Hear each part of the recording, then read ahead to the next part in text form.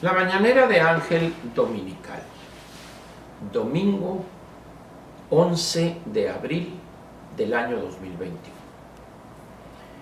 Como usted está enterado, hoy termina la semana de Pascua y por lo tanto las vacaciones de millones de estudiantes o de niños en primaria y secundaria y jóvenes en el nivel medio superior tienen que regresar a las clases en línea a partir de mañana a las 7 de la mañana.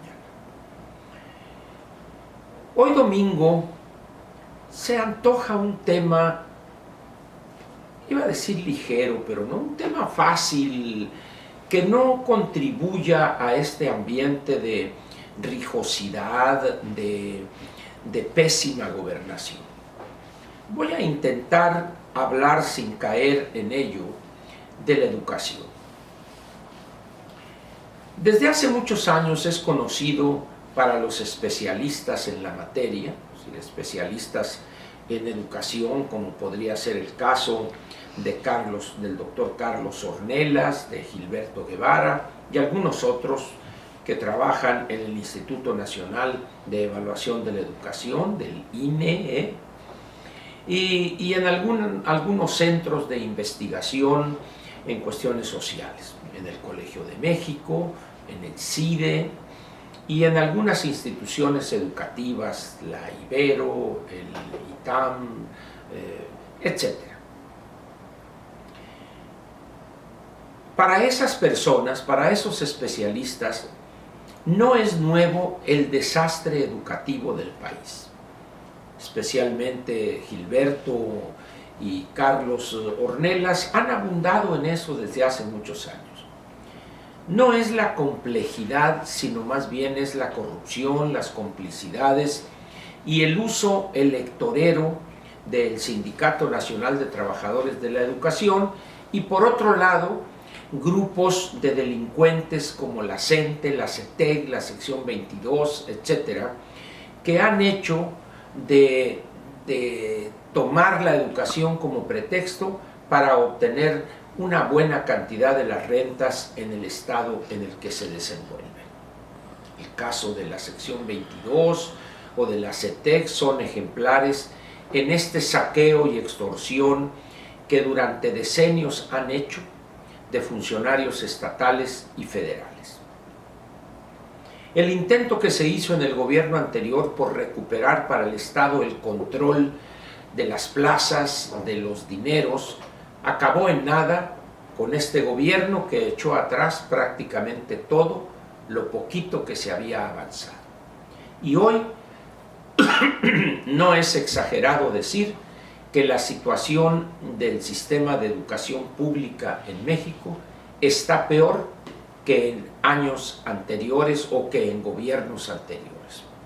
Y la responsabilidad toda indiscutiblemente se debe primero al presidente López, y después a personajes obsecuentes y serviles como un Esteban Moctezuma que jamás tuvo la mínima dignidad para oponerse a las locuras y a las complicidades con delincuentes de parte del presidente.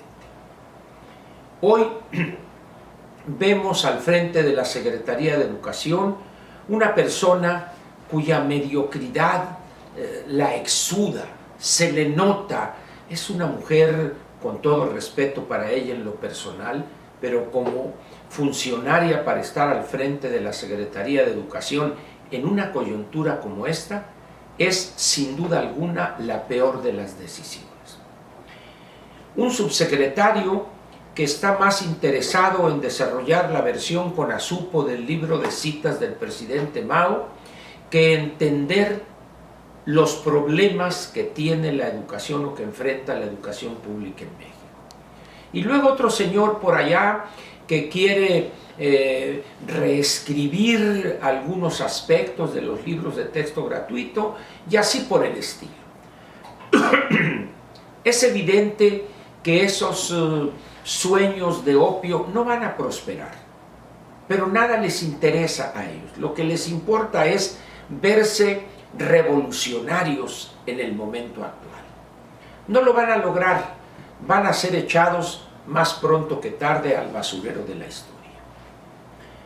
Pero el problema grave es los niños, los jóvenes, los que están ahorita desde preescolar hasta la educación media superior, recibiendo una falsa educación con un método que a veces no se puede conectar, los maestros no están capacitados o calificados para poder dar clases en línea, en otras ocasiones dejan el micrófono abierto y las burlas de las cuales hacen objeto a los estudiantes son groseras, por decirlo menos.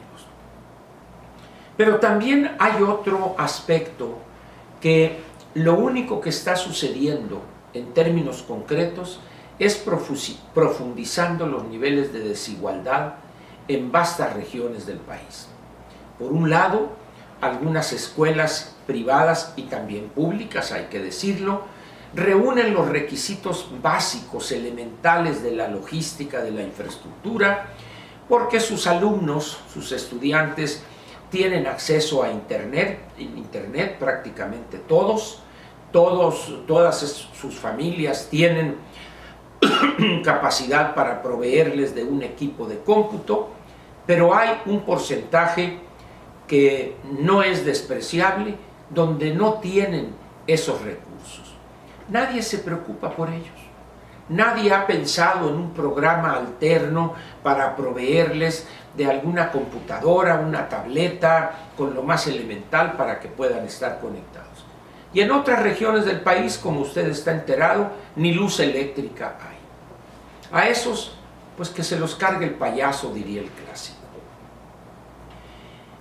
¿Qué va a pasar con esos jóvenes y esos niños que prácticamente en términos académicos o educativos van a perder un año? Si es que esto se normalizare a partir de septiembre de este mismo año, cosa que veo difícil en algunas áreas del país. ¿Qué va a pasar con ellos? Nadie sabe, y mucho menos alguien se preocupa por eso. Hoy el mundo está, con pandemia o sin pandemia, dando muestras asombrosas de lo que puede desarrollar el hombre basado en el conocimiento. Estos ejemplos que nos ha dado la empresa del señor Elon Musk con su estos nuevos cohetes para colocar satélites en el espacio, los SpaceX, es una muestra de lo que puede hacer no solo el conocimiento humano, sino también lo que puede hacer el sector privado en esos campos todavía hace poco tiempo reservados al sector público. Y si le seguimos con algunas otras actividades, llegaríamos inevitablemente a las vacunas. En este país, el presidente ha hecho casi de la crítica a lo que él por su ignorancia llama neoliberalismo, pero lo correcto sería que abomina, odia, desprecia la economía de mercado, la economía liberal, mientras que el mundo está dependiendo de empresas constituidas en países que han hecho de la economía de mercado y el capitalismo desde hace siglos en algunos casos su modelo económico de desarrollo, y en otros que, como el caso de Alemania, que al terminar la Segunda Guerra Mundial el país estaban destrozados y hoy son ejemplo en varios campos. Uno de ellos es la farmacéutica, esta empresa en Alemania donde dos investigadores de origen turco dieron lugar a lo que podríamos afirmar es la vacuna más popular, más confiable y más aceptada en el mundo. Pero luego tenemos el caso de un país como Taiwán, que son una empresa privada ahí, es la que reina en el mercado de los microprocesadores, de los chips famosos.